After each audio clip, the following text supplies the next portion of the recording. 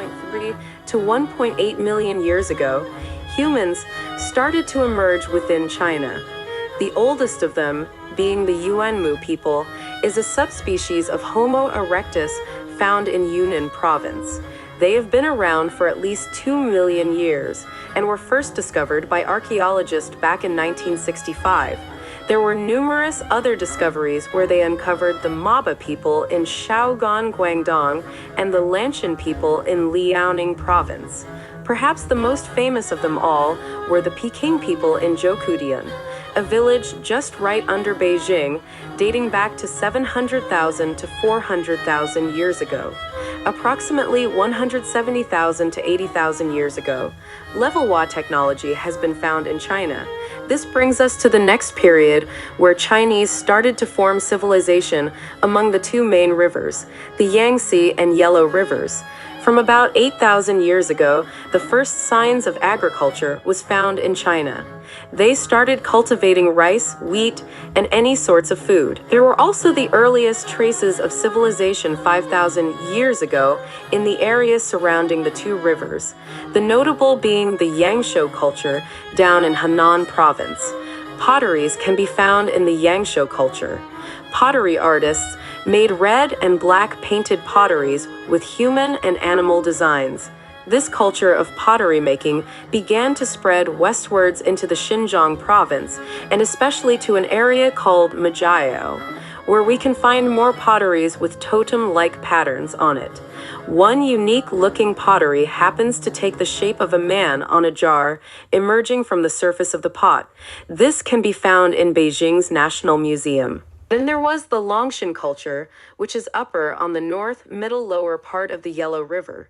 Here, we see more potteries, now with unique colors to it. It's often referred to as the black pottery culture, in which the majority of potteries dug up were black.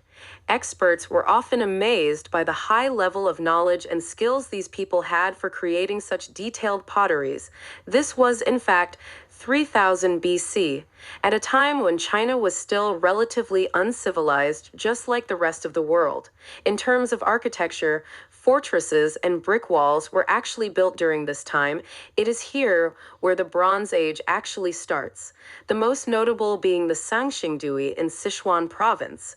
This is a culture which left many archaeologists puzzled, dating back to 12th, 11th centuries BC. It could originally be from the kingdom of Shu during the Zhou dynasty. Sichuan itself came to be known as the Bashu region, along with Chongqing, and the Sangxingdui was found inside of the area of Shu. What was uncovered were astonishing to say the least: large alien-shaped masks made of bronze and elongated sculptures of a man posing as if he was holding something on his hand. Archaeologists were also able to collect many tusks items from the site, where a popular theory is the Sangxingdui site was in fact a religious ceremonial site. There were still many unsolved mysteries about this culture, such as why do the masks have weird facial features, or where did they came from, and who made them? Perhaps this will remain a mystery. Before we start talking about Chinese history, let's take some time to look at how the Chinese see the world's creation. In Western civilization, people often see Adam and Eve as the first couple to descend on Earth after God used 7 days to create the world. In Japanese mythology, the world was created by two siblings using a stick and drawing out land on water. In Korean mythology, there's the tale of Dangun and how he came to be the creator of Korean civilization. In China, there is a different creation myth, a rather interesting one. There was this entity in space known as Pangu who separated sky and earth from an egg-like primordial chaos. Pangu held up the sky so that it doesn't collapses on Earth, but eventually he got tired and collapses. When he collapsed, he died. His organs and features eventually became part of nature. His eyes became the sun and moon, his blood became the rivers, and his 4 limbs and 5 extremities became the 4 cardinal points and the 5 sacred mountains of China. This is a popular myth among the Chinese. There were others, but this one was widely accepted among people back in those days. It was in fact from an old text known as Huainanzi. where it documented the chapters or essays that range across topics of religion, history, astronomy, geography, philosophy, science, metaphysics, nature, and politics. After the Bronze Age saw the rise of tribe leaders, key individuals started to show up in the stories that remain significant in Chinese history. One such individual was the first Yandi, or Shennong. He was a tribe leader and has been mythologized by the Chinese people. Whether he actually existed was a mystery and still to this day remains unanswered. No written evidence was dated back to that period of time, and he simply became a very mysterious figure in Chinese history. He had been one of the three sovereigns. Legends say he tried many medicines and leaves throughout his lifetime, finding cures to diseases and basically treating patients along his way. He had been regarded as the father of agriculture, and it was he who taught people to plow with a hoe and cultivate rice. In the Han Dynasty, especially a figure known as Sima Qian in his book, called Records of the Grand Historian, as well as the book Huainanzi, both mention Shennong. Shennong had also been seen as the creator of tea, in which he eventually was poisoned to death while searching for other teas. The next mythical figure was Huangdi, or the Yellow Emperor in Chinese, of whom we also know little. It was said that Huangdi defeated the last Yandi, and he later defeated a man named Qiyu at a battle called the Battle of Zhoulu. After he died, he became what is known as one of the 5 emperors of prehistoric China. It was among these 5 emperors where there was this man named Yao. And Yao was significant because he was the one who passed the throne to someone not in his family, but to a person he thought had the right to succeed him. The person who succeeded him was Shun, and legends say that Yao was getting old and needed a successor. So he went around the tribe looking for the rightful heir and found Shun as the right candidate. Shun was intelligent, hardworking, and had the potential to be a great leader, and Yao passed the throne down to him as his rightful heir. After Shun died, he too passed his throne to a stranger he saw with potential, and this was Yu. Yu had been credited as the man who put an end to a huge flood in which he spent 13 years building a flood control system which eventually controlled the flood. He was an exception to the previous leaders as he then passed his throne to his son Qi, and Qi was the first king of the dynasty of Xia. We know little about the Xia dynasty, as all we have from the Xia are texts written after the Xia dynasty collapsed.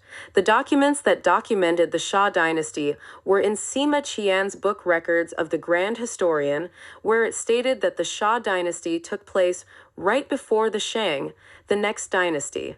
But again, proof that this place truly existed is still a mystery until today. The Shang came as successors to the Xia, in which case we do in fact have findings which date back to the Shang dynasty. The Xia was overthrown by a man named Tang. Tang literally meaning soup in Chinese. The king of Xia, a king named Jia, was a tyrant who was extremely ruthless and very corrupt. Many people were upset about his reign, and Tang was one of them. So Tang took with him a fleet of soldiers and defeated the Xia, establishing the Shang dynasty. The Shang was a rather ruthless dynasty, as after Tang, many of its kings were tyrants. They would burn a flaming iron pillar and tie a person on it to be burned to death, or they would simply execute them. We also see massive numbers of slaves being sent to be buried alongside kings in their tombs so that the king could rule in the underworld. Massive numbers of skeletons have been dug up in Shang tombs, especially in a tomb of a female leader named Fu Hao, in which 16 human sacrifices accompanied her to the underworld. The Shang dynasty also saw the emergence of large remains of palaces, in which the 20th king, a man by the name of Pan Zheng, moved the capital to Anyang. which is modern-day Henan. The Shang reign from 1600 to 1046 BC. It is here that people started making oracle bones. Essentially, these remains were plastrons from turtles, which had been used to carve letters on them. This indicated the earliest known significant corpus of ancient Chinese writing. The story behind oracle bones is that ignorant Chinese used them as boiling materials for Chinese medicine. A patient with malaria in the Qing dynasty took some home with him. His father, who happened to be an archaeologist, saw the words carved on the turtle plastron and immediately knew this was something special, in which he then reported it to the government, and soon more of these were discovered. The Shang dynasty came to an end when a king from another kingdom named Wen came up with a plan to overthrow the Shang, as he was fed up with their tyrannical rule. In fact, the leader of the Shang, a king known as King Zhou Di Xin, not to be confused with the Zhou dynasty, and he was a cruel leader, often executing a lot of his officials or having them tortured for his entertainment. Wen died before the action was taken, and it was his son, King Wu, who eventually defeated King Zhou of Shang in the Battle of Muya, after which King Zhou committed suicide. King Wu then established the Zhou dynasty, the longest-lasting dynasty in Chinese history. From 1046 to 256 BC, it was also at this time where a Chinese official called Jizi headed off to Korea and established the Gija Joseon Kingdom in Korea. The Zhou then moved from Anyang to Shenyang, a major city in the Shaanxi province of China, which would later play a key role in many of the Chinese dynasties. The Zhou kings called themselves Tianzi, which means son of heaven. They also invoked the mandate of heaven, a concept to legitimize their rule which was adopted by later dynasties. It was also in Zhou where the hierarchy was established, the lowest being slaves, moving up were soldiers, and then the Shi class, who were basically called the gentleman class, who were governors or warlords. They were usually educated and were even scholars or nobles themselves. The Tianzi were at the top of the hierarchy, but they would give land to the gentleman class to rule, as the Zhou Empire was too big. Eventually, these gentlemen came to possess too much power and started to call themselves kings, which then got to a point where the Zhou king couldn't control them. Eventually, the last king of the first half of the Zhou dynasty, King Ping, decided to live the rest of his days as king, but with no real power. He could still pass on the throne to the next generation and remain in the capital of Luoyang, but the real rulers of China were now the gentlemen, who were the kings of their own kingdoms. The second half of the Zhou dynasty, starting from 770 BC, was chaotic, to say the least. Many warlords rose to power, and battles were fought one after another.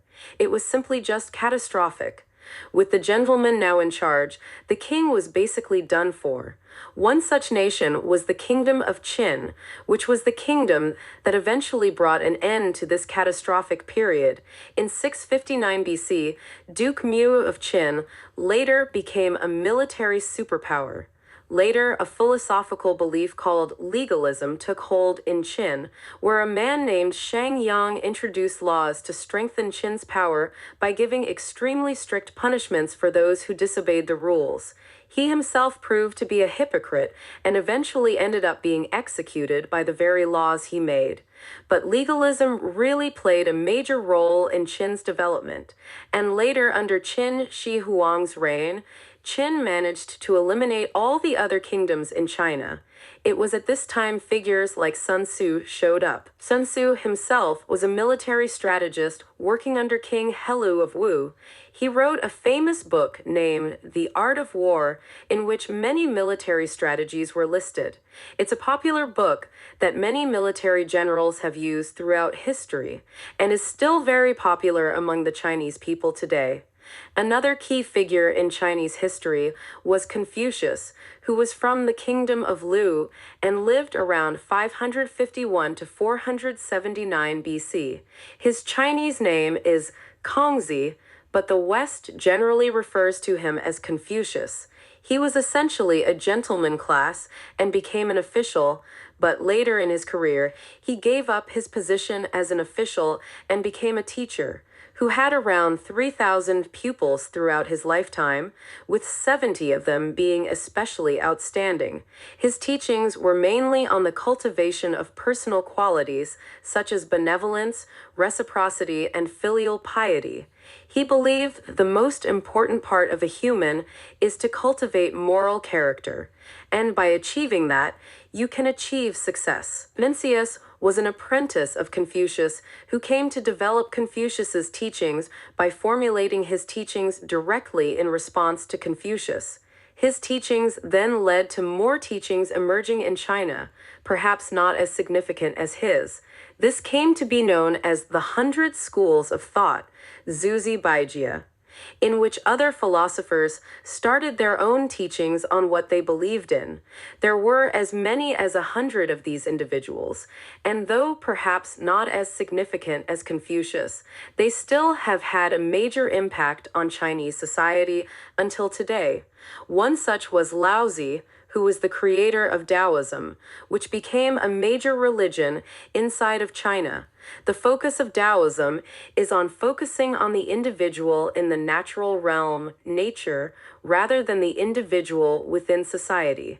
There were others, such as the previously mentioned legalism in the Qin kingdom or Mohism, which emphasizes that everyone is equal to heaven and that people should seek to imitate heaven by engaging in the practice of collective love.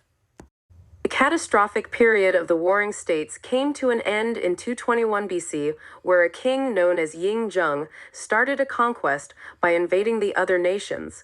By that time, the Qin had become a powerful nation and therefore had the ability to invade other nations. After defeating the final kingdom of Chu, the Qin established the first imperial dynasty of China, the Qin dynasty. The emperor, Ying Zheng, then proclaimed himself as the first emperor of China, using the name Huangdi, which dated back to the age of the Yellow Emperor. Emperor Qin's reign was tyrannical. He was a ruthless man who ordered the mass destruction of books by burning them, as he didn't like the teachings of Confucius and the other schools of thought, so he decided to have them all burned. But then if the books were burned, there were still the scholars who could still pass on the knowledge. Therefore, he had them buried alive. Besides atrocities like the burning of books and killing of scholars, he had his imperial palace, the Yipeng Palace in Shenyang, built. It was a huge palace, and constructions continued after the death of Ying Zheng. Ying Zheng had also started building his massive tomb in Shenyang, the tomb which houses the famous terracotta warriors. He had also made it law that all currencies used had to be Qin's currency, and the writing or calligraphy also had to be written in the way of the Qin people. This was because in the Warring States period, currencies and writing differed in each individual kingdom. Therefore, these were some positive achievements the Qin contributed. However, the Qin only lasted from 221 to 206 BC. When it reached Ying Zheng's son's reign, the dynasty quickly collapsed due to different rebellions and infighting among themselves. Especially a notable individual named Shang Yu came to prominence during this period of chaos. He became essentially a warlord who managed to rise up and become this huge threat within China. His rival, a man named Liu Bang, also wanted to be emperor, but Shang Yu wouldn't allow it, as he himself also wanted to be emperor. Therefore, Liu Bang and Shang Yu had a huge battle in which Liu Bang defeated Shang Yu and Shang Yu committed suicide. The Qin collapsed in 206 BC, and after a short period of division into smaller kingdoms, were reunited by Liu Bang, who started the Han dynasty. The Han was a golden age in Chinese history, especially during the reign of Emperor Wu. During Wu's reign, China managed to stand off against threats from the Huns in the north. It was also during Wu's reign that Zhang Qian, a diplomat and explorer, founded the Silk Road, which linked from the western part of China into the west. The Hans also started a campaign to the south in which they defeated the kingdom of Nanyue and several other smaller kingdoms. It was a time when China really became economically rich, and imperial universities were also established, where people could now take part in exams to become an official. Later in 9 AD, a man named Wang Mang usurped the throne of the Han Emperor and established the Qin dynasty. But this did not last long, as the usurper was eventually taken down by peasant rebellion in 23 AD. Afterwards, a man named Lu Xu, with the support of landholding and merchant families, moved the Han capital to the city of Luoyang, thus beginning the Eastern Han or later Han dynasty. Luoyang is an ancient city located east of the Han capital of Chang'an. Thus came the name Eastern Han Dynasty. There were still threats of the Huns in the north, which irritated the Han people the most. But then something big arrived in China. Buddhism. Buddhism is a major religion still practiced today in many countries, such as Burma, Thailand, Japan, and it was mostly developed within China. It came from northern India and was brought into China by monks. Emperor Ming in China came to love Buddhism so much that he built the first ever monastery in China, the Temple of the White Horse, inside Luoyang. Although Buddhism came from India, it didn't really have a major impact on Indians unlike Hinduism. Some experts argue that the true home of Buddhism was in fact China, as later on it became so big in China that even many emperors became monks themselves. It was also in this time where many inventions were made. Firstly, and most significantly, paper. Kai Lun, credited with the creation of paper, founded the world's first paper-making process. There was also Zhang Heng, who invented the world's first earthquake detector. It was a period of rich inventions and basically a golden age of creative thinking in Chinese history. However, reaching the end of the Eastern Han Dynasty, the empire declined amidst land acquisitions, invasions, and feuding between warlords and eunuchs. Eunuchs were basically servants of the emperor who had been castrated so that they don't pose a threat to the emperor. But in this case, they were upset with the emperor. They started a long period of infighting as many warlords started to appear during this time. Firstly, Cao Cao of Wei, an ambitious man who reunified the north in 208 AD, and later his son Cao Pi, founding the Wei dynasty. There was also Liu Bei, a relative of the Eastern Han Emperor, who came to power shortly after Cao Cao and established his dynasty of Shu in the Sichuan province. On the east, Sun Quan of Dongwu established his dynasty of Wu in the eastern part of the Yangtze River. This came to be known as the Era of the Three Kingdoms, where China fell under chaos and many battles were fought between one another. In the Ming Dynasty, this period of time was even written into a book called The Romance of the Three Kingdoms. It is a novel that talks about the events during this period and romanticizes the different interesting stories within it. One such story was the Battle of the Red Cliff, in which the troops of Dongwu and Shu joined up together to defeat Cao Cao in an insane battle which had many ships being burned and many injured or killed. Another thing the story focused on is Liu Bei and his role as a big brother. Guang Yu, who was Liu Bei's sworn brother, was eventually killed by the Dongwu people, and Liu Bei was furious, vowing to exterminate Dongwu. This showed that despite Liu Bei being a ruthless warlord, he still maintained a strong bond with his subordinates. In 266, the Sima clan overthrew the Cao clan of the Wei dynasty. Later, a descendant of the Sima clan named Sima Yan came to power and established the Jin dynasty. At this time, Shu was defeated and collapsed, leaving only Dongwu remaining. So Sima Yan sent a fleet of soldiers into Dongwu and defeated them in an intense naval battle. Thus, Sima Yan reunified China under Jin, but things weren't going well for the Jins. The state was severely weakened by the War of the Eight Princes, a civil war between kings and princes lasting from 291 to 306 AD. There were then threats of the Huns on the northern grasslands in what is now modern Mongolia. It was later fragmented into 16 different kingdoms, with non-Chinese ethnic groups establishing their own regimes. Eventually, the Jin dynasty lost control of their northern territories, so in 317, a prince of Jin called Sima Rui headed to the city of Jiankang and established the Eastern Jin dynasty. In 383 AD, the Eastern Jin dynasty engaged in a major battle with the former Qin dynasty, one of the 16 kingdoms. The battle is known as the Fei River Battle, in which the Jin people defeated the non-Chinese ethnic intruders. Fu Jian, who was the emperor of the former Qin dynasty, was killed in the battle.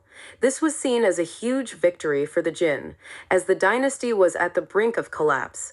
The Jin dynasty saw many artists, calligraphers, and poets rise to prominence. Calligraphy is a major part of Chinese culture. People practice it from the age of 4, and it is still widely practiced all throughout China.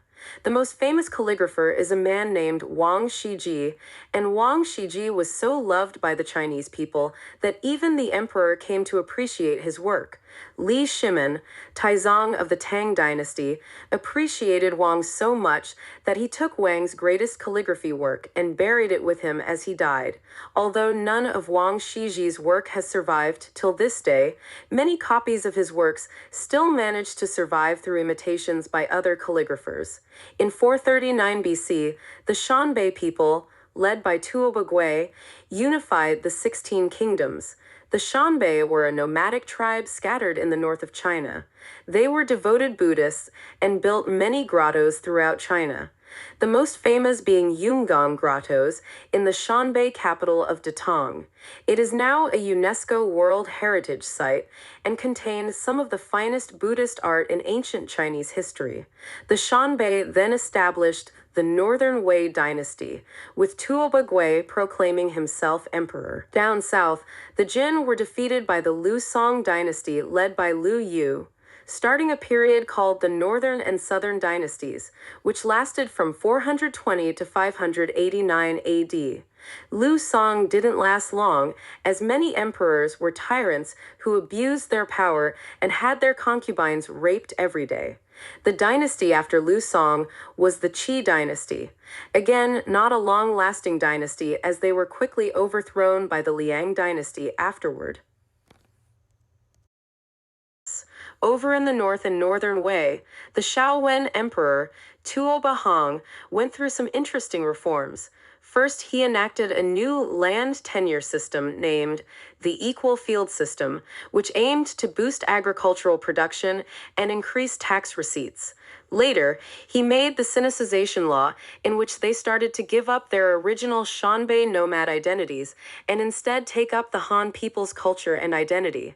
They would change their names to Chinese names and dress like Chinese people. Later, they even moved to Luoyang and established their capital there. By doing this, Hong believed he could more easily manage his empire. Down south in Jiankang, a military leader named Xiao Yan overthrew the Qi and established the Liang dynasty, which was the longest lasting of the southern dynasties. Yan then named himself Emperor Wu of Liang and started a reign that ended when he was eventually killed at the age of 84. He was a rather unique and interesting emperor, as he was fascinated with Buddhism. He then became a vegan and made others become vegans too. The officials started to think something was odd with this man, and rightly so. Emperor Wu later entered the temple and became a monk. This was a tremendous thing, as there was no one on the throne anymore, leaving the empire vulnerable. So they had to make him come back to the throne again, but he later did the same thing 3 more times. Perhaps fed up with the emperor constantly leaving the throne, a general named Hu Jing led a rebellion in which they surrounded and put the capital under siege, imprisoning the emperor and eventually starving him to death. It was later that another general named Chen Baxian put a stop to Hu Jing by defeating him, who was later assassinated. Chen Baxian then claimed the throne and established the Chen dynasty, but was later defeated by the Sui. Over in the north, the Northern Wei dynasty divided, with Yu Wentai as the leader of Western Wei and Gao Huan as the leader of Eastern Wei. After their deaths, their dynasties became known as Northern Qi and Northern Zhou. Then in 576 AD, Emperor Wu of Northern Zhou defeated Northern Qi and annexed the dynasty by the next year. After his death, the throne power ended up in the hands of an official named Yang Jian, who became the first emperor of the Sui dynasty. They quickly launched their campaign south and in 581 annexed Chen. Yang Jian was a good emperor. He implemented a number of reforms to consolidate power and also purged some corrupt officials. During his reign, most Chinese people lived well and were happy. It was his son, Yang Guang, who became a tyrant. He started the mega project of building a grand canal that ran from Hangzhou to the Wai River up north, which cost the lives of many slaves. He also executed many officials and had attempted to invade Goguryeo, North Korea today, 3 times, but failed each time. Many people were upset with his reign. Limi was one such individual who led the Wagung Rebellion and eventually defeated the Sui forces, killing Yang Guang. However, the one to later take the throne wasn't the Wagung Rebellion, but Li Yuan, a general who had also been among the rebellion. Li Yuan then usurped the last Sui emperor, a little boy, and started his own dynasty, the Tang dynasty.